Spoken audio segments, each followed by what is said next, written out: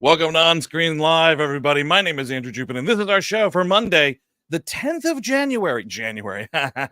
June. Holy shit. I wish it was January because it's pretty hot here in the city, but not going to complain about the weather too much. January weather sucks way more. Hope you all had a good weekend. I was able to relax quite a bit, which was very nice, and I hope my fucking three best buds in the world were able to relax as well, so we'll bring them in. We got a lot to cover today, of course, but let's say hi first up.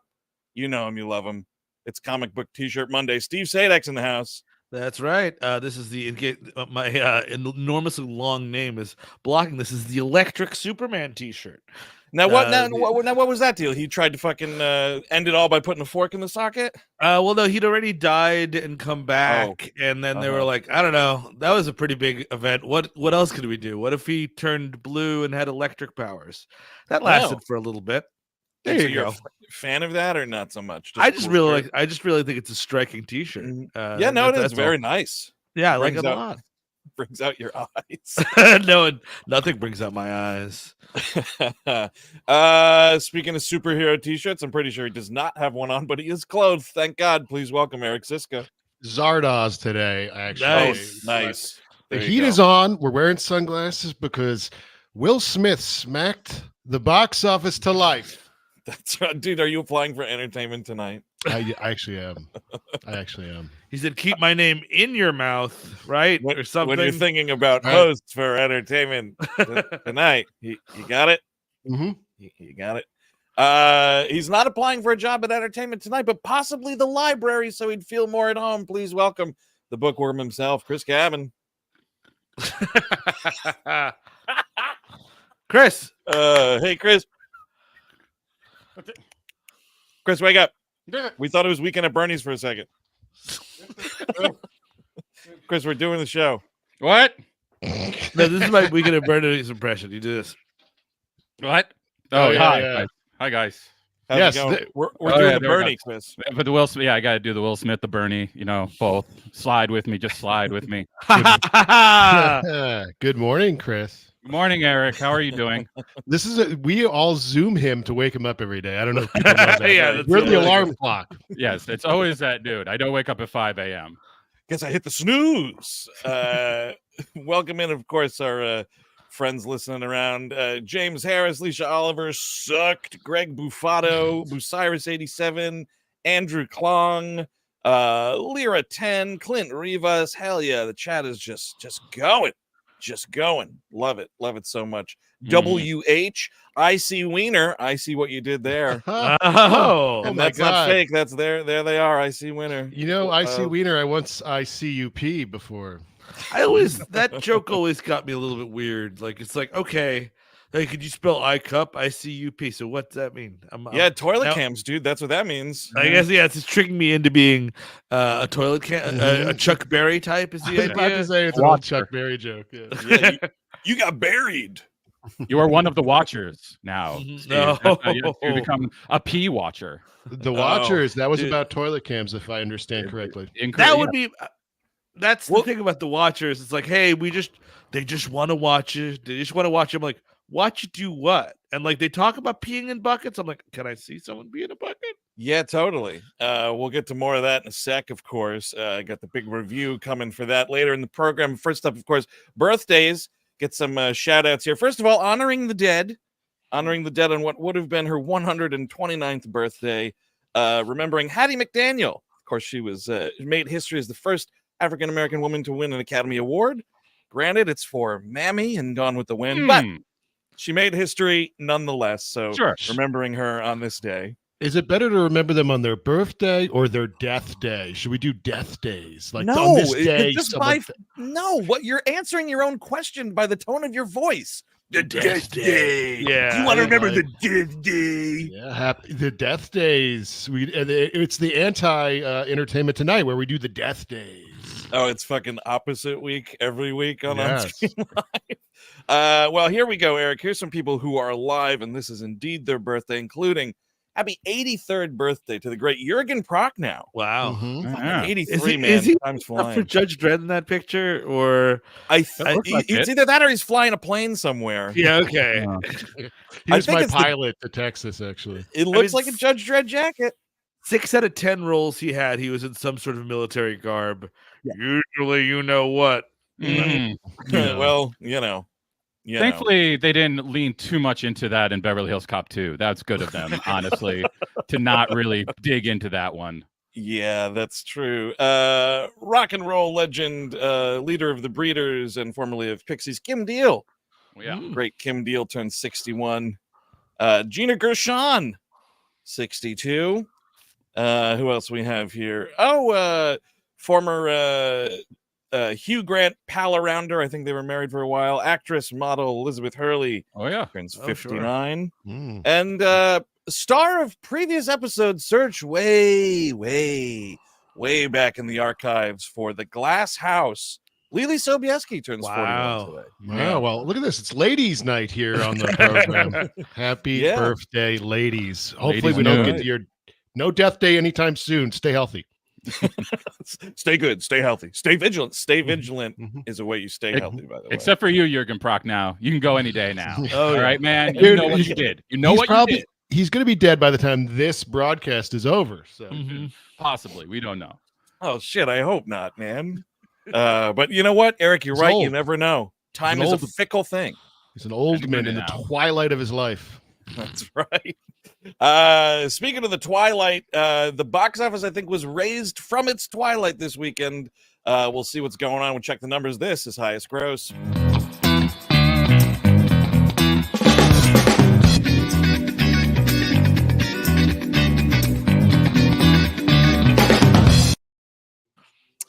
Oh, yeah.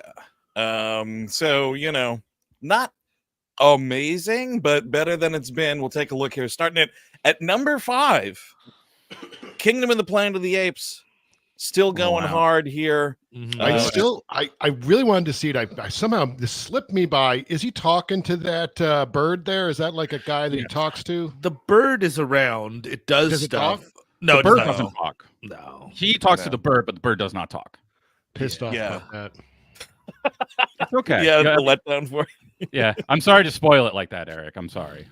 but this racked in another 5.4 mil this weekend. It now has surpassed or gone by War for the Planet of the Apes, their domestic total there, shot through Wow. that. And next week, it will blow through the entire global box office for Tim Burton's 2001 Planet of the Apes. Hey, What a Right. surprise. Previous there is- episode and piece of you know what. Absolutely. Real fucking ape shit, that movie. Rewatch it recently, can still confirm ape shit. Speaking of ape shit, we'll review it later in the program, but let's just say The Watcher's coming in fourth on its debut weekend with 7 million. Not great. Oof. Not Well, not great at all. What you This- couldn't delete this one for a tax break, pal? Honestly. And Warner Brothers, after the year it's having, man. yes. Why don't Well, you how fucking is- delete some shit? I would love to know. I mean, aside from the fact that it's sort of a horror movie, why that was released in June. That this movie's got February written all over it. Yep, I could see February. I honestly, Steve, I could also see like a cool October weekend. Sure. You know, why not? Like an early October before it's But technically like award June? season shit. Like, it's a- no. Horror's No. been doing well like Sure. all year, so I guess that's the idea, but But it Yeah. kind of hasn't, though. I mean, there's been so many horror fails recently. I guess so. I guess because I just heard the first Omen was good. That doesn't mean it was successful.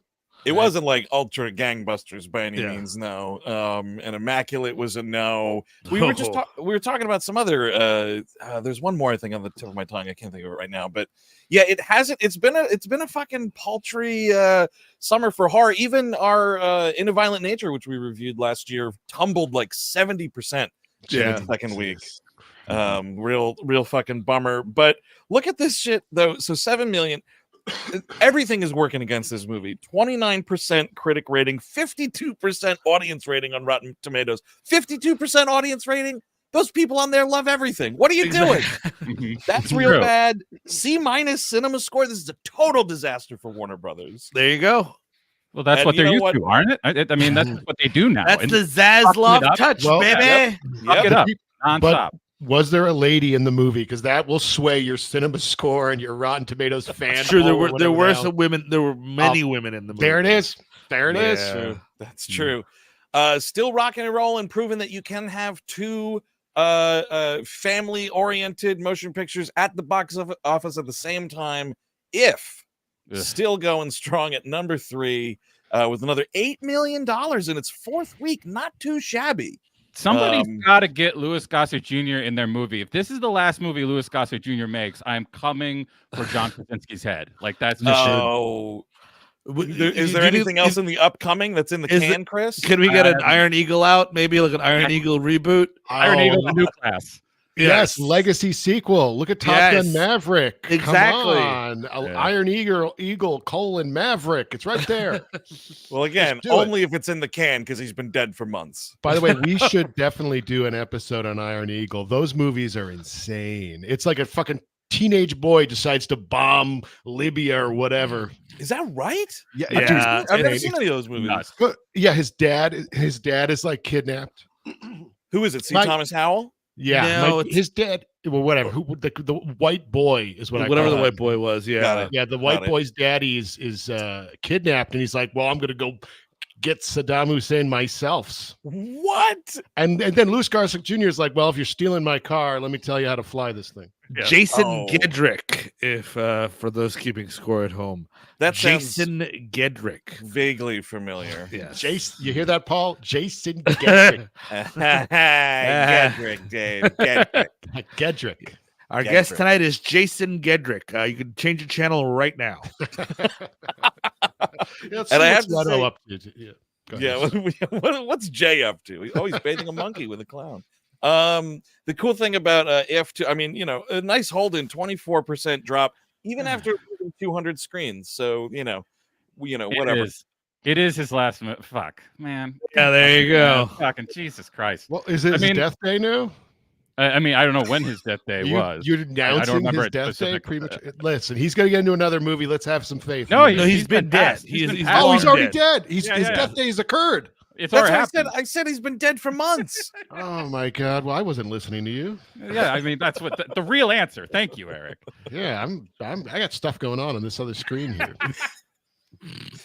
You know what I noticed with If, by the way. So we did little tease for all y'all out there in viewer land right now, listener land as it may be. So we have an episode coming up on Beverly Hills Cop 3. Putting that out there now.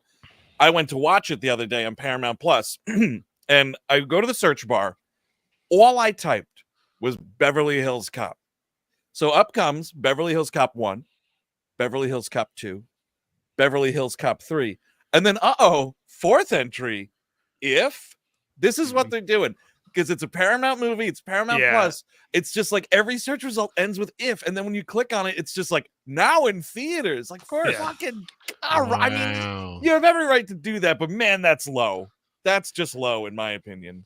I mean, that's what they're gonna do from now. Like, they're desperate. Like, even the people who are making money now are desperate as shit just to get anybody to come see their fucking movies. Yeah, there's Furiosa is about to be kicked out of the damn thing for good, and that's a great movie. Never mind If, which is a piece of shit.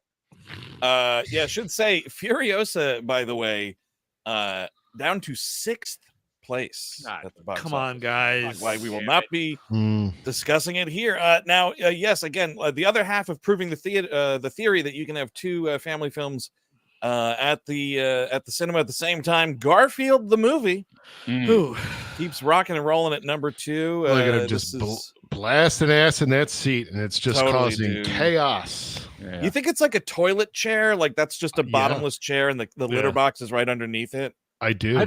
I don't believe he even sits in a chair in the movie. I'll be honest. Dude, false advertising. Yeah, I don't think get a suit.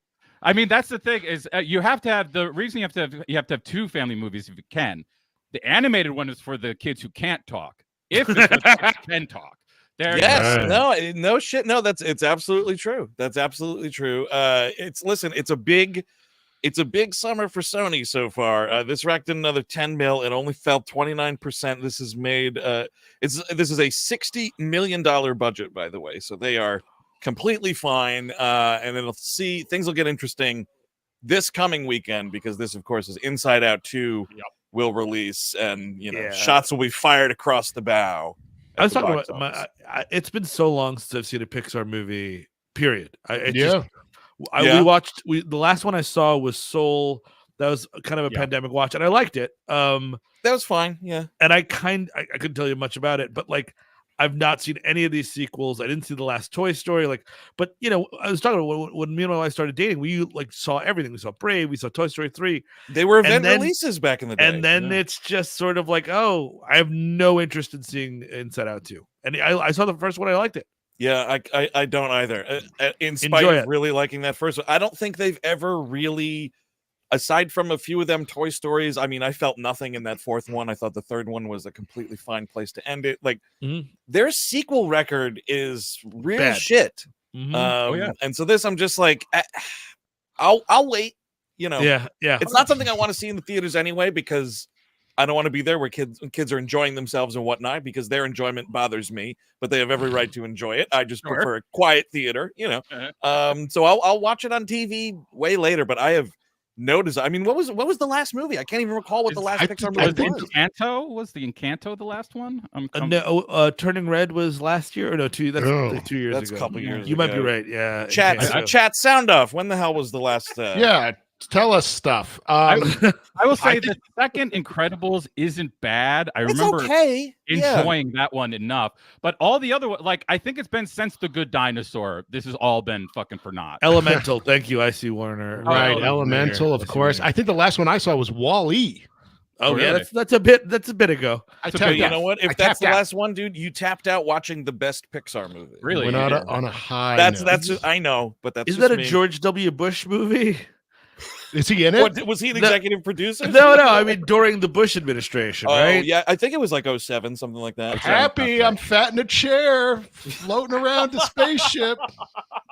I just, you know what? I'm going to put the Iraq War on cruise control. I'm just so worried about that little guy up in space. He certainly did put the Iraq War on cruise control, Steve. Cruise missile control. How about that? Oh, love it. All right, Wall-E, 2008. Oh, okay. Just so right. That would have been just a fresh Obama. Nice fresh Obama. Working on your second decade of not seeing any Pixar movies. Yep, I really right. Well, I saw Up. That, oh no, I saw Up, so that was my last one. Oh, okay. 2009. That's you're getting to your firm Obama. Yeah, we're in there for good. Your firm, ripe Obama. Michelle, I'm firm. Yep. Just letting you know. Yep. I'm up like the picture Up. It's like put a bunch of balloons on my Johnson. That's the mornings are a little better for me. Just letting you know.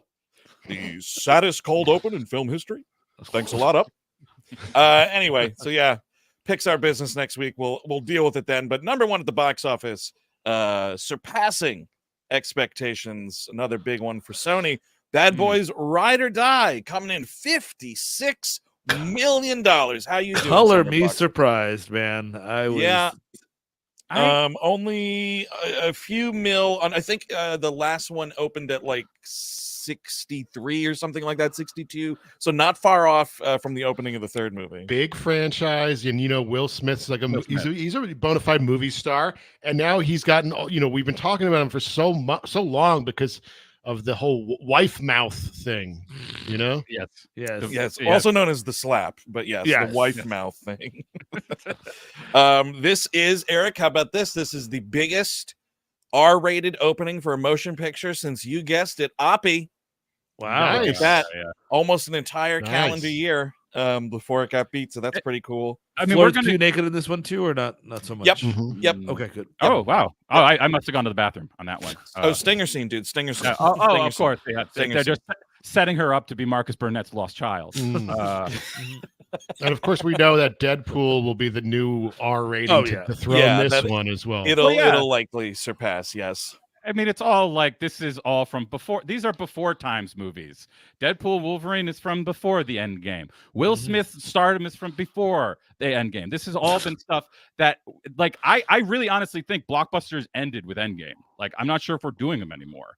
like of that size. How can you ever match that? I don't like the movie, but like I don't know if we're ever going to get back to that ever. Match it in what way? Box office? Well, mean, the or box like scope office, of box office for sure. Scope of it, the lead up to it, like everybody was waiting for it like that. Like it's just never going to happen again. I just cannot. Can I just say because more of it is real than not. Furiosa kind of topped it in that scope. I mean, yes, Endgame's a big movie in a lot of ways, but like it's a fucking warehouse in Atlanta for like a decent chunk of that motion picture. If you're talking about quality, of course not. I mean, that's bullshit. Endgame fucking sucks. But like, well, I just mean like the physical scope of the movie. Like you're watching more real stuff in Furiosa. Steve said, I like Endgame, but it's okay to like a movie. I don't think that's a very good one, but it's okay to like it. But it's also, I mean, no other time in cinema has there ever been 5 to 12 different commercials that are full-length movies for your big movie. So yes, that's never going to happen again, and it shouldn't, because that's a very tedious way to plot a film enterprise. Yeah. Did Furiosa go to space? I forget. No, she does not. Okay. And that's totally fine if she doesn't go to space. Shouldn't, I will be buying that movie on 4K in 3.5 weeks. I don't know. Jesus. Tomorrow? Maybe tomorrow's coming out. I don't know. When is the Max premiere? You know, I'm sure they're bumping the date up. Jesus Christ. But yes, Bad Boys Ride or Die, 56 million, the 6th largest Will Smith opening of all time. Oddly, premium large format not contributing much to the overall gross, on 5.2 million. I saw it in IMAX. You kind of don't need to. There's nothing IMAX formatted about it. I just like seeing big movies on the biggest screen possible, kind of a thing. So I shelled out the extra scratch. But if you're, weighing whether or not to just see it in a, Dolby kind of PLF, Regal RPX sort of screen, or just regular, laser cinema projection, you don't need to see it in the whole Megillah with IMAX. I saw it on a Dolby. It was, I mean, it was nice to see it like that, but like you still had a big screen, big sound. Yeah, it's nice. Yeah. Very loud movie. Very loud movie. I see someone in the chat pointing out No Way Home did very well in 2021. Because everybody knew that Andrew Garfield and Tobey Maguire were in it. Because we've had so many Marvel movies that now you're nostalgic for, like Spider-Man 2. You're the one from 20 years ago. Yeah, X-Men. That's why Deadpool's going to do well, because now everyone's got Marvel nostalgia for these movies because they've been going on since you were born. Yeah, it's been 20 years or I mean, is it? Yeah, it's 20 something for X-Men, right? Or is it almost 30? 24. 24. Summer 2000. Yeah. 2000. 2000. X-Men 2000. Interesting thing though. One last thing about Bad Boys. I sometimes flap my gums about like tracking and forecasting for box office shit. All of that has to be done like in advance, so people who do this for a living look at numbers like pre-sales and word of mouth and whatever. Bad Boys kind of proved that this shit is not a science at all, because for the Friday night, 72% of the ticket sales for its official opening day were walk-ups or bought that day. They were not pre-sales. Nice. Yeah, so that's kind of weird to think about, but I mean, people need to realize you can roll up to the theater again, folks. Yes, you can. The whole assigned seating, you don't have to stress out about it. I think the movie theater became very stressful for people. Well, roll up. Doesn't that suggest that was an older audience, because it's the older people who are going to show up and not deal with the prepay and not deal with the fucking computers and phone and all that shit? Mm-hmm. I mean, that makes sense, because again, Will Smith, it's fucking Will Smith. Like I gotta get that. Yeah. And Martin Lawrence, who's got a comedy. I think he's going on tour comedy wise this summer. Is that right? It was the first time they were selling tickets on the television, and it was they were selling tickets on the television. The TV sold me something. That's pretty cool. I remember whatever the stand-up special was after that, like the health problem collapse that he had those years ago. He had a really funny bit about that, and that's all I remember about that special. But I remember being like, "Oh shit, Martin Lawrence stand-up is still very funny." I mean, there was the one where he's wearing that. It's not a leather jumpsuit, but it's like a leather baseball jersey, and he is sweating the entire. And I'm like, that's gonna give you fucking health problems, dude.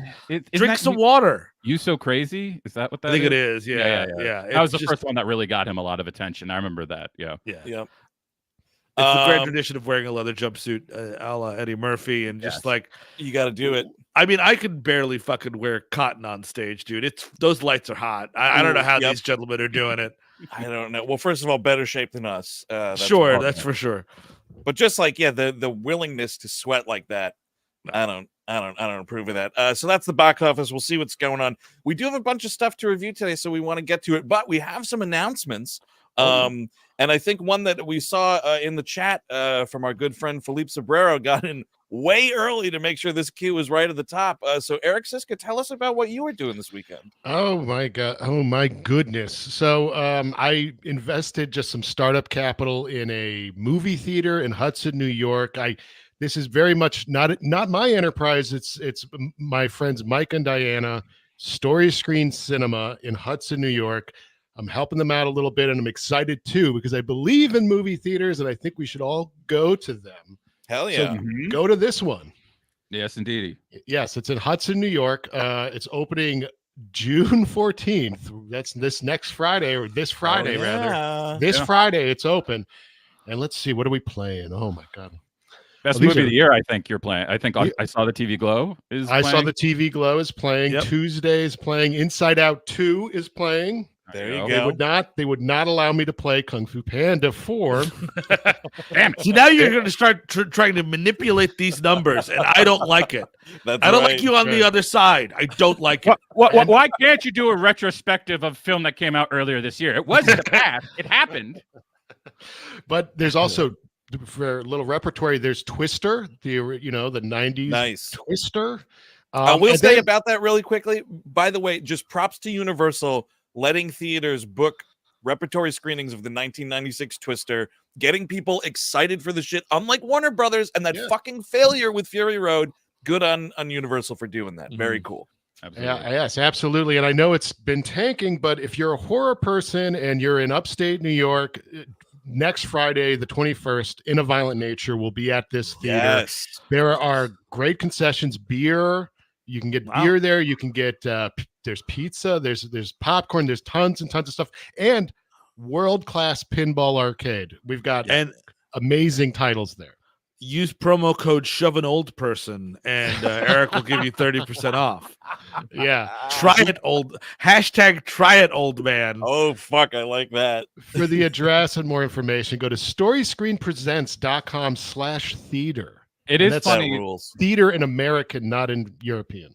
Eric's not saying this, but he actually had a condition to putting his money on, is that you actually had to give older people had to pay more money to see there could not be any discounts. No. None of the AARP bullshit. I mean, in reality, it's just something cool my friends were doing, and I wanted to help them out and get this started. I don't book the movies. I don't do any. I write the check. I sit back and I say, "Good job."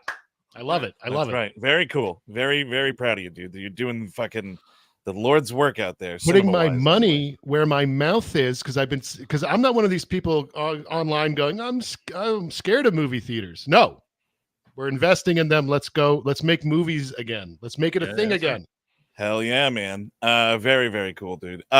Speaking of your mouth and all of our mouths, all 4 mouths. It was the best transition I could come up with. I've not had a ton of coffee yet today, but we are happy to announce we have the Summer We Hate Movies live digital worldwide experience happening. That's right, folks. Get ready for this shit. Clear your schedule. July 18th. Boom. We are talking about one of the all-time greatest action movies, Speed. Holy hell. Philippe did a really great job on this art. I truly love that I was deemed worthy to be Sandy. I think that's great. Philippe, I do have to say, I am sad you did not give me the I'm cooked face. I really was hoping I would. Yeah, I need that one. I kind of was wishing I would get that one. Yeah, and I will confirm that's exactly what my chin looks like if I shave this beard, but I'm never going to. But that's what it would look like. Yep. Don't worry about totally. it. And that's what I would look like if I didn't dye my hair. Some of the mustache would still be blonde, which is great. But yes, this is now for this, by the way. Yeah, you can go right now, moment.co/WeHateMovies. You can go there at this very moment. Them tickets are on sale. And sometimes people are like, oh, it's expensive the day of the show.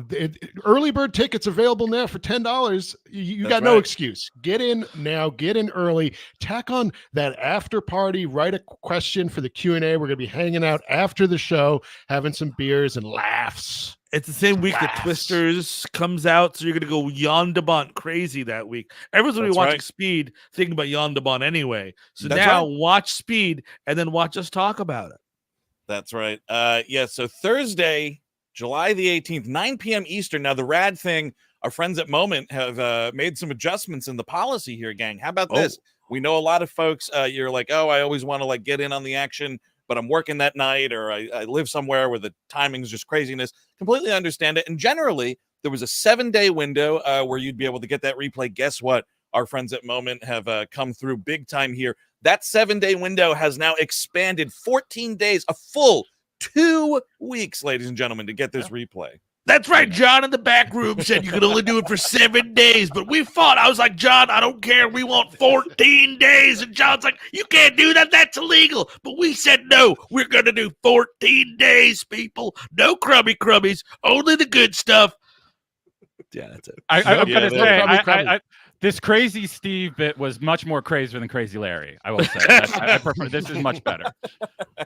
But there will be no crummies on this show. It's a fucking all-time classic movie, and we're just so excited to go through it, talk about it with y'all. And yes, that after party, we're imbibing, we're vibing, we're answering your cues. It's going to be a really good time. Looser, it gets dirtier, it gets a little bluer. It gets nasty. In that after party, you're going to want to check it out.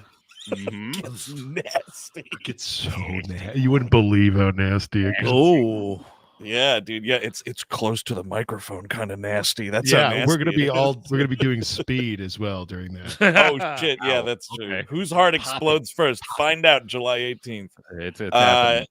Yeah, no, so there you go. I'm very excited about that. Also, I did miss one thing. Acknowledge the folks that participated in the Patreon poll this weekend as to where Bad Boys would line up. And most folks thought it was going to underperform. Captain Howard's Death Tape was the category there, but Marcus Burnett's Put Upon Family was the sweet spot, 45 to 60 million. Yeah. So, and bless the 11% that had the Mike Lowry's Amazing Apartment, the overperforming 61 million and up. But there you go for our patrons who participated in that. So we got some stuff to review here. First up, since we were just talking about it, I believe this is just a me and Chris Cabin. Bad Boys Ride or Die in theaters now, as we said, directed, of course, by Adil and Bilal, returned for this one. Chris Cabin, can I safely say that both of us were pleasantly surprised by this motion picture? Yeah, I mean, it's definitely better than the last one for a huge, and it might be better than the first one. I'm not. I haven't sussed that out. Two's your tops? 2 is the top just because it's everything Bay. It's like throw it all in there. He's just doing his thing. I'm happy for him to be doing his thing. Are we ignoring that whole stupid team we set up in the last one? No, we're doing. They did a smart thing. They killed them at the start. They all got into a van and exploded like it was MacGruber. It's not Suicide Squad. We didn't do that. We narrowed it down. There's 2 of them now. You see, Charles Melton is gone. I mean, he's a star now after May, December. I assume he's just like, no, thank you, I'm fine. And they didn't even say like, oh, Charles Melton is off. He got transferred. No. Don't even acknowledge it. No one cared anyway. Died on the way to his home planet. It's just Vanessa Hudgens and the white guy. The computer guy. Guy. Yeah, those are the 2 that have stayed. I honestly, this is amazing to think about because the first one I think is the worst one by far. But this one, I was like, what happened? What could have possibly? What did they learn between those things? And the thing that would show what they learned, no one can fucking see. Like, Batgirl's gone. Like the thing that actually shows, like, would actually show what did they learn from that? Did they get something exciting from Batgirl? I can't see it, so it doesn't fucking matter. But this is definitely, to your point, Andrew, this is definitely a much better film than I thought it was going to be. Absolutely, 100%. Yeah, no, I thought the action was really great. I think they really, Adil and Bilal have a much stronger handle on all the drone action, which I didn't hate the first time around, and I am not opposed to really impressive drone flight paths in action stuff. I think it can be really awesome if used professionally, and this movie nails all of that. I was bumming about the non-Miami-ness of it all. Like, it's just Atlanta everywhere besides establishing shots, which is a bit of a bummer because with those Bay movies, Miami was just as much a character as Will Smith and Martin 100%. Lawrence. So that does kind of suck, but the movie is staying in Miami through the whole thing. We ain't fucking going to Cuba and committing a international incident. Nothing like that. There's zero paranormal activity in the motion picture. All the witch shit is gone. They even sort of mention it kind of derisively, like, wait. Yeah, that witch, blah, blah, blah. Which shit are you referring to? The witch shit. Which witch is that? The witch. At the end of the... okay, now, yeah. I'll be over here on first until this bit is done. Got your ass. Yep. No, I mean, it is 100%. You can feel like these guys saw ambulance and were like, holy fucking shit. Yes. Okay. I'll just learn how to do that. And Bay's influence, he also shows up in the movie. God bless him. Oh, looking very fucking catcher's mitty these days. My man's got to stay out the sun. He's got to move back from the beach a little bit, buddy. I think this movie does a much better job at making you give a shit about Mike and Marcus in a way that the third movie, I think, completely fails because it's so obsessed with shit like setting up that team and making sure you care about every classic member of that team and whatever. This movie is back to the two of them doing what they do best. And I have to say, look, maybe it's like humbleness coming out of the slap or knowing that like this was the shot to start rebuilding his career, whatever it is, whatever happened to get Will Smith to give the performance he does in this one. It's for the better because it is a funnier Mike Lowry than we've seen in a while. The movie's not up its own ass about the seriousness of it all. Like, Will Smith is genuinely funny in this movie in ways that like really sort of take you. He's got some like facial expressions and some deliveries that he's got in this movie that I was like, haven't seen that in 20 years. So it just knows how to key into all the things that made these movies exciting that third movie just completely failed on. And so it's just as funny as the Oscar moment we were referring to. I mean, speaking of that, Eric, top notch. Speaking of that, Eric, I think it had to be on his mind while it was happening because at the climactic moment, the thing that makes him get back in the game is he gets slapped. Like, that's how the ending like starts really cooking. Is he gets slapped across the face a couple times, and I'm like three times by Martin Lawrence in six. It's a really like we're not cutting the stunt doubles. He is slapping the shit out of him. I had no idea they would address it, and that's beautiful. It is beautiful. It kind of, because I think you're right. Like you had to do it in some way, and the way that they found out how to do it is kind of the best way to do it. I thought it was very funny. They corrected. Go ahead. Oh, please. No, dude, please. They corrected also, I think one of my biggest issues with the franchise in general is like you always get them bickering constantly at each other. And it's like always just like, fuck you, fuck you, fuck you, fuck you. And just like nonstop. And I'm like, I hate this. The smartest thing they do in this movie is Marcus Burnett is not on that shit anymore. He is completely like, he's positive. He wants to like really like enjoy life. They fucking take Teresa Randall away. I don't know what that was about. That sucks because Teresa, the character in this movie, has quite a bit to do. I mean, I loved how they basically make, not to spoil it too much, but they make Martin Lawrence become Jeff Bridges' character in Fearless. Yeah. And it's really interesting to watch. It gives the movie a little something it didn't have. And honestly, you know what else worked? And I've made fun of it here. I think when we did the trailer reaction for it, all the stuff with Captain Howard and the video, like it's fine because it's very short. Yeah, it sets up the movie. We're not constantly going back to the videotape or anything like that. Then unearth a second tape, like say oh, God damn it. But it's not. No, it's like the first thing is like you have to solve this thing to prove to me that it's you getting this information. and not the crooked cops that he's going after. And It's a crooked cop movie. Be kind, rewind when you're done. Rewind me. But yeah, it's a total recommend for me.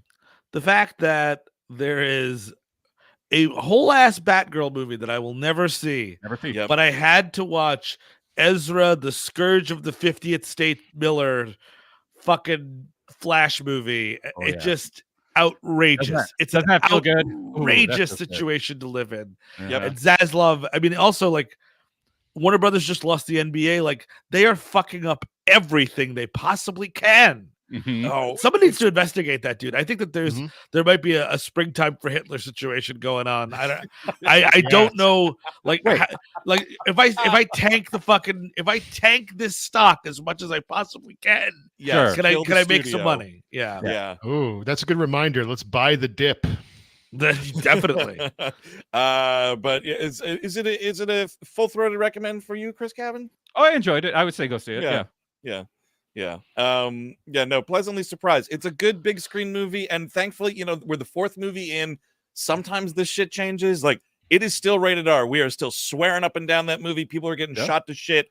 Really great action deaths and everything. Oh, and great appearance by fucking Ioan Griffith, Mr. Fantastic himself, back in the motion picture. Oh yeah, he's back. It was nice seeing Eric Dane, who is not going to do anything but TV probably for the rest of his life, just ham it up as a villain. That was nice. Give him a little something. Made a good movie villain, man, I have to say. So anyway, recommends all around for that. Now, kick over to the other. We went from the idiot screen to the idiot box. Talk about something that's just on television here, Disney Plus. The new Star Wars program here, the Acolyte. Now, we don't have any review series lined up for this, of course. It's not coming to be the next Too Old for This Shit. But we wanted to just give our first impressions about the first two eps, because it's the only thing that's aired. We'll go to Dr. Star Wars to kick us off here, Mr. Siska. All right. I was very worried about this because I think Ahsoka might be the worst TV show ever made. So bad. Did not. But I like this. I'm really enjoying it so far. It's globe-trotting. We're not stuck on Tatooine again. And I love keeping it going with, yes, twins. There's always an evil one. Yep. I like the Jedi cop stuff, the procedural kind of element of that, assassinations. It's fun. I've been enjoying it. It's I finished watching the second episode last night. The second episode, I think, definitely better than the first one, but I am enjoying the procedural nature of it. I think it's really cool. I think Amandla Stenberg, they give her a good opportunity to stretch out playing, the two characters, May and Osha, the twins here. One, is a enraged, evil-ish person, and the other one is very much not. And she gets to do two different performances, which is really cool. I really like Lee Jung-jae as Master Soul. I didn't see Squid Game, so it's cool to see him in something finally. Although I gotta say, the Korean guys playing Jedi Soul, okay.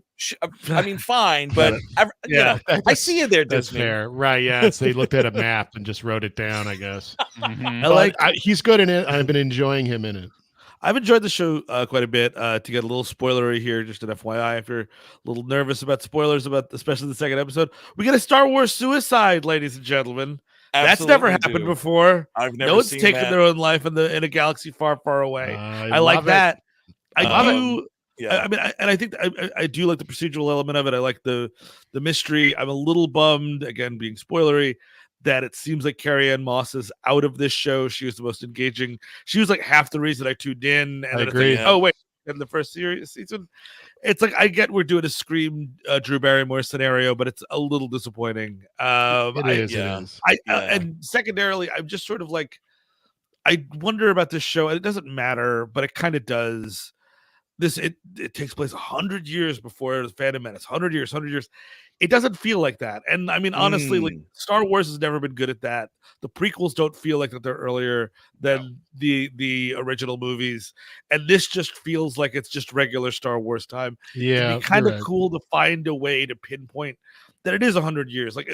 Why can't we ever find developing technology? oh, they're developing hyperspeed, or so something sort of. I think what they're doing is just like, we're gonna make Star Wars, just that Star Wars, the same great product. But now you don't have to worry about, you don't have to piss your pants about well, Anakin wouldn't stand that way or whatever. I think it's good to. I agree with you. There could be more elements of the past, but it's good to unload the burden of the trilogies. Yes, I agree. And you have to worry about, is Mace Windu going to show up? I'm curious if Yoda's going to show up, but we'll see. Oh my God, he might. I have a little fucker. He always gets in. It's a thing. I had the thought last night, especially thinking about it's supposed to be kind of like olden times and whatever. I wish they would take into this. May sound strange. I wish Disney, when they're making these Star Wars shows like this, and especially this one set before everything else that we know already, take a note from the Peanuts movie and make it look kind of shitty. Yeah. Like that Peanuts movie, it came out, and I remember sitting in a Q&A with the animators, and they said, we didn't want it to be super polished because Peanuts as a property isn't polished. Like the drawings are kind of janky. Those fucking animated specials were janky as all get out. And they intentionally made the movie look a little janky. They cut frames out of it, and it's kind of a little stuttery and whatever. Yeah. Just look back at that 1970s filmmaking and just be like, yeah, let's make it look kind of shitty. Like it's too polished looking. There's no stylish there. It's like they had to check all the boxes about the Disney Plus style guide. Streaming always has to do that. We get rid of texture. One of the most important things about watching a movie, looking at textures. This is incredibly important, and they just don't care about that anymore. It's not important to them for the streaming stuff. I think I liked the first 2 episodes. I was engaged. I was following the story pretty easily. The action was all good. But boy, somebody's been watching Shaw Brothers. Good. I've been saying it for years on here. Make Star Wars Shaw Brothers, because those plots are the same. It's like, you're not doing the Force the way my master does, so I'm going to destroy your dojo. Oh God, now you destroyed my dojo. I'm going to go kill your master. Yep. And I don't believe your dojo. I believe my dojo. Okay, so I mean, it's good. It's certainly. I'm still the taste of Rise of Skywalker is still on my mouth. It won't go away. So you should go to the dentist, dude. That might be a tongue problem or something. I went twice. Nothing worked. It's just all these TV shows, even Andor, which I like again. I'm very interested to see how this goes. I've never disliked one of these Star Wars shows from the second episode. Maybe Boba Fett, maybe, but I knew I was cooked with Ahsoka from episode 1. I knew I haven't. To be fair, I have not seen Ahsoka. You and Steve are very smart, very lucky. But that's the thing. Right over it. Why this is good? I mean, the 3. I think the 3 best series. I mean, I'm going to count this so far. We'll see how it goes. But Andor and Obi-Wan, I did like. And what do they have in common? No cartoon guy. Oh, interesting. Mr. Filoni. No Filoni in Andor, no Filoni Obi-Wan, no Filoni in this. This is why it's good so far. Well, and it's also not pre-exist. I mean, we've gone over it. It's not pre-existing lore. We're not just constantly referencing the thing. And of course, I'm sure, as Steve suggested, we're probably going to see somebody, and it's probably going to be coming into that. I don't think they can help themselves on that level. They Yoda or Chewbacca, good calls on those. Sure, yeah. I mean, I'd be happy to see it. I would be happy to see Mace Windu too. Yaddle sex scene, possibly. Oh yeah. Watch Yaddle get rattled, dude. Absolutely. Yeah. Full. It would be that great thing with you always see on the Muppet Show when they're throwing puppets all over the place like that. Just the Yaddle puppet just gets fucking rocked against the wall. There's all this forced sex. Big handsome Charlie Barnett is just fucking plowing Yaddle. I think he plays, what's his name? Master Yord Fondar. He's the kind of super handsome Jedi dude that keeps doing everything wrong with the yellow lightsaber. Right, yeah, and his name, Yord Fandar. You're looking for the Shire, pal? Back to the Lord of the Rings with that name. Yeah. Well, Daphne Keene's character is just Jackie. It's not. It's like Jackie Lon or something. But I'm fine with that. It's just because it's Luke and exactly. We're gonna have a Michael and a Mick and a Jeffrey soon enough. It's fun when they put in a regular name. I think. Yeah. But also, like, if you just switch those letters around in Charlie Barnett's character there, it's just Ford Yandar, which would also work, working a car thing there. Yeah, it sounds like an electric car. That's cool. Ford Yandar. I'm excited about this Wookiee, this Force Wookiee. Let's see where it goes. Yep. We'll see. I think it's cool so far. We did do a Gleep glossary entry on Lobaka, which was a force sensitive Wookiee. You could hear that on our Patreon. That was a fun conversation, and it didn't turn out so well, but we'll see how it goes for this, because now that I see it on screen, it looks cool. When I read it in a book, it sounded stupid. There you go. Now, folks at home, I know we have a lot of talented fans out there and everything. I said this to you guys last night after I finished the episode. Someone please get the video from that second episode and just the final scene with the Wookiee reveal. Put it to the Stone Cold Steve Austin glass break music, because I'm telling you, that will just sync so perfectly. I'm telling you right now. This dude just lumbers out. That's fucking that Wookiee's music. And he's just laying waste to dudes. It was a really cool little teaser for what's to come. It's you don't get too much of him in that second episode. That Wookiee's name is Kelnaka. Kelnaka. And it's the same dude that was playing Chewie, right? Yes, Jonas or Junis Sudamato. Yes, yeah. Yep. Mm-hmm. So I think it's cool that dude is now like the go-to Wookiee actor. I think that's sure. Neat. I second episode.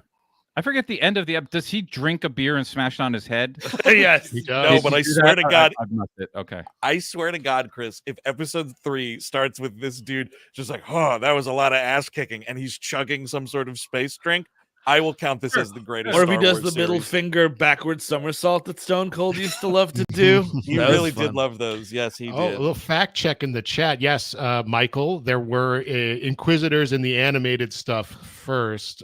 Sure. I think they were also in the new video games, and there's stuff in this that it feels really just pulled out of those video games, like the droid, like talky little droids that are attached. Oh, the little pocket guy. Yes, that's right out of the video game. I will accept video game things because I'm never going to know about that shit. Like, sure, in 100 years, I'm not going to remember any. Like, I'll remember stuff because I like the not the Filoni version, but the was it Tartakovsky? Clone Wars. Yes. I really liked that animated, but like, so I've heard about that lore for forever. So, but the video game lore, I'm never going to know. So, you know what? Load up on that shit. Bring all that. Also want to give props to Manny Jacinto as Khmer. I like good, scrappy troublemaker Star Wars characters, and he fits in so perfectly for that. I was a big fan of him from The Good Place. I think he's a very funny comedic actor, and he's doing a little bit of that here, but it's also like you're playing kind of like a scumbag too, dude, and he's able to nail that perfectly. I'm excited. I hope he sticks around. He totally ruled. But yeah, I will be tuning in, man. I was pleasantly surprised. And yeah, please hear us. Let's do a fucking our lips to God's ears here. Disney, I don't want to see Yoda. I don't want to see Yaddle. I don't want to see Chewbacca. Let us just fucking have this piece of real estate not be on the same park property as the rest of that shit. All right. I've been talking unless you have sex with her. Yes, exactly. You could put Yaddle in there if there's a fun Solo's being brought in front of the council. You know who's going to be sitting fucking front and center. Yeah, Yaddle. No, absolutely. Wait, what? Oh, hang on, guys. Oh, we got it? Oh, shit. How about this, guys? I just heard the kid back in the back room here just the kid in the back. Excuse me. Yeah, the intern. Oh, okay. You don't got a kid? No, I don't. I thought we all had kids in the back room, little interns. No. I birthed it 9 months ago. Ran away. Got it. Well, no, the intern just came in and told me we got a special exclusive clip from the 3rd episode of the show. So we don't even have to wait for the Acolyte to come out this week. We got a little teaser clip here. We'll take a look. Very cool. I love this. Let's play the clip. How about this? So it's queued up. All right, yeah, here we go. Yeah, this is a clip from this week, episode 3 of the Acolyte. Let's take a look. Cerveza cristal. Cerveza cristal. That kid's fucking fired. You're out of here. You're not getting school credit for that. I'll tell you right now. Your ass is grass, young man, with these pranks. That's the new Rickroll. Anyway, but yeah, so those are our thoughts here. And we should say, not going to be like weekly updates about this on here, but we will be recapping the rest of it on Gleep Glossary of Star Wars Story. Is that right, Eric? Yes, we've done a wrap up for I think we did Ahsoka and Andor on the Gleep Glossary, just contained within an episode about one of the characters featured there within. I don't know if we're going to have an entry for one of these people, but we will address this in some way on the Gleep Glossary. Say that 5 times fast when it concludes. Absolutely. So look forward to that. Patreon.com/WeHateMovies. Now, one more little review to toss in before we get on our way this fine week. But Steve Sadek and I were at the movies separately, but equally disappointed in The Watchers, plural. And we'll say up front, Steve, not interesting in a bad way enough to make this one of the worst of the years. So anyone hoping for January, let's put the kibosh on that It's not. No, it's pretty dull. I mean, that's the thing. It's really dull. You're just in that little room for a while, and then, a little bit of a spoiler. Someone's like, "Hey, let's look underneath the fucking carpet in the room we've been stuck in for fucking 8 goddamn months." But that bothered me a lot. I'm not going to spoil what the thing is, what the monsters or who the Watchers are.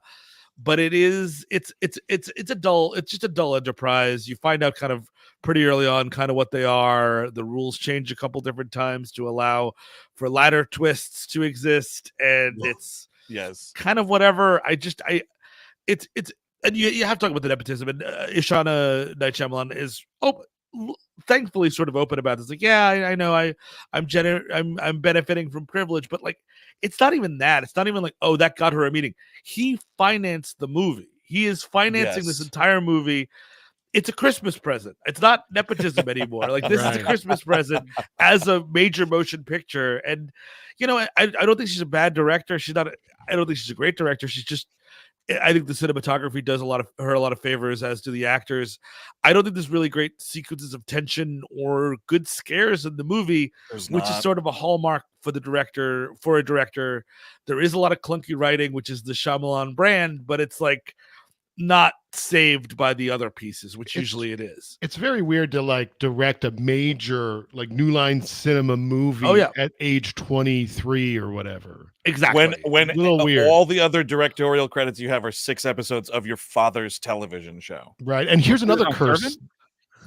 What was that? Oh, she was on Servant. I didn't know that. She did. She did a couple of, which people like. I've not seen it, but I like the pilot. Was really good. This was cursed from the start, and this is M. Night. You should have sat her down and been like, "You got to film it in Pennsylvania. That's the secret sauce." Yes, you can't go to Ireland. Europe. You can't go to Europe. Huge mistake. And it's because it's like banking on the craze from honestly like 2 years ago at this point, but the whole like folk horror thing, and it's fine, whatever. But like, it just, like the worst of M. Night movies, it just gets so far up its own ass being concerned about this world that it's building and the mythology, and like, let's just go to Ambiguity Town. How about that? Can we just like not spell out everything? Like, this is I sour on it more with each passing day at this point. I saw it on Friday morning. But like, the final 25 minutes of this movie are some of the most worthless final 25 minutes. What a disastrous third act. Like, the movie reaches a completely fine endpoint to which you could be like, hey, okay, a not great, directionless, whatever, 85-minute movie. Yeah. But then it just goes on for another 20 plus minutes of like another movie. And you're just like, no. And you're like, what could this all possibly be? And all it is 25 minutes of just really stretching out that explanation.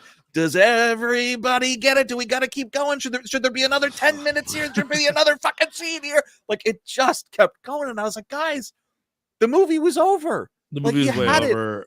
And just what a fucking catastrophe of a third act. Exactly. I mean, like, hey, look, it's her first feature. Maybe she has great stuff in her. Who knows? And but it's difficult.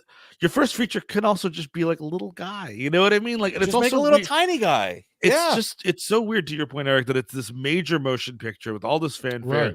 Right. They really should have dubbed this guy in February, a little done everybody a fucking favor, and just not this big June release on. It just puts a huge ugly spotlight on a pretty bad movie. Was it released by Universal? No, it's Warner Brothers. Warner Brothers New Line. Yeah. And is Shyamalan still with Universal, or has he gone to Warner Brothers too? That I don't know. And the funny thing was, I was like certain that this was a Universal movie, even after seeing, like, I was making all the lower third graphics yesterday, and I had like Universal all over it. And then I was like, oh, wait a second, no, it's Warner Brothers. So I don't know if there was a split or whatever, but it also just seems like, you know, to the points we're making it, like, it just seemed like a movie that he didn't want to direct, and it's just like, let someone else in the family do it. That's the weirdest part. Exactly. It feels so much like an M. Night Shyamalan movie. Like, if she had directed, like, I don't know, like a romance or an action movie, or even like a full-on sci-fi movie, like, then I'd be like, oh, cool, what does this woman have to say? But it's like, it's so similar to her father's work that, aside from, you know, it being worse, it feels like another Shyamalan movie. Well, and it's she's like too young to be her own person at this point. Yeah. 23.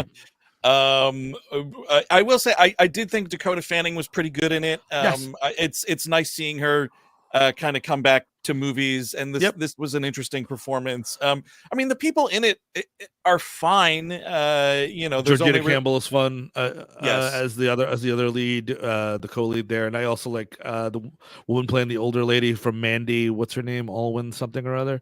Yes, I believe she's either Alwyn Foree I'm gonna fucking butcher that last name. No, it's a tough Irish name, I think. There, but she's cool. She's got like a little bit of a grandma death vibe going on. Yep, sure. So that was kind of neat. But just overall, it's just a huge misstep. And you know, I wish her no ill will. I hope she gets another chance to do something. And you know, maybe just like in the funny thing is, I mean, scope wise, it is a small movie. It's just ridiculous that Warner Brothers is the one doing it. If you had this movie and it was like IFC and Shudder, I feel like that instantly adjusts the expectation for what the movie is going to be. Precisely. Well, I mean, it could be a little more successful that way. If Warner Brothers is like looking at I mean, I don't know when this went into production, but I assume we had already been seeing the Zavalov effect of everything going to complete shit. So maybe it was just like, we need something to fucking. Shyamalan's daughter, get her in here. Come on, get her there. We need something to bring people back here, and it doesn't seem like it did that. So no. Listen, folks, like, another one on the board for Zavalov. Good for him. Yeah, we need as many names as possible here. We're about to fucking run George Miller's name through the mud with Furiosa, so we got to get another one here we can ruin. But yeah, that's it's a skip for both me and Steve here, I feel. But that is going to do it for this week. We're hitting the top of the hour here, so we got to start wrapping it up. But as always, the content is coming. The family of shows in the WHMU is overflowing as always. Just a recap from last week, it was Bobby Zemeckis week here at the Homestead. We had What Lies Beneath for We Hate Movies. That was a lot of fun. And then we capped off the week with a good Bobby Z movie, Back to the Future 3 for We Love Movies. Both of those on the Patreon in one way or another here. Now, we also have coming up this Tuesday, which is tomorrow, by the way. I always say this Tuesday, but it's it's tomorrow. Hours away. Mere hours away. And as such, it is a reminder I have to fucking quickly eat a sandwich and then get my buns into the editing room so we can release Dick Tracy. That's right. This was, the funny thing about this was I was expecting a lot of backlash from folks. Like, we can't believe you're doing that. So many people are like, we've hated this fucking movie. Yeah. I was like, hey, I'm on it. But there was some real vitriol out there. So I think that'll be okay. So you can catch that, of course, ad-free on the Patreon at the $8 level and up if you got beef with commercials. But this week is jam-packed, y'all, because on Thursday, it is a once-in-a-lifetime month here on the Patreon. So we are finally releasing the notorious B.A.G., Brian Austin Green himself, starring with Nicole Tom in Unwed Father. Ooh.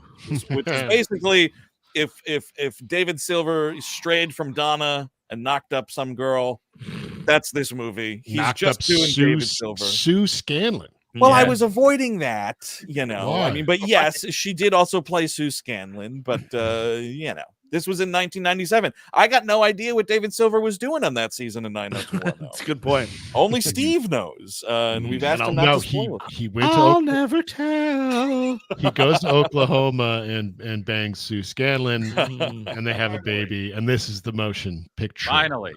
I'll never tell. Speaking of Dakota Fanning, that "Don't Say a Word" is a stay tuned. We won't be ragging on the late Brittany Murphy, but man, that's a fucking bad movie with some bad Michael Douglas in it. Anyway, we are closing out the week with a animation damnation all about Men in Black, the animated series, which was All right, now everyone look into this. Oh, there it is. Yeah, I wish we could forget that this cartoon existed, but yeah, that is what's going on in the WHMU. So be sure to head over to patreon.com/WeHateMovies, where you can get all that good stuff. But that's going to do it this week. As always, thanks for tuning in, folks, either watching live here or if you're getting the audio only version later. And remember, July 18th, the summer worldwide digital experience is happening. We're talking about one of the all-time great action classics, Speed.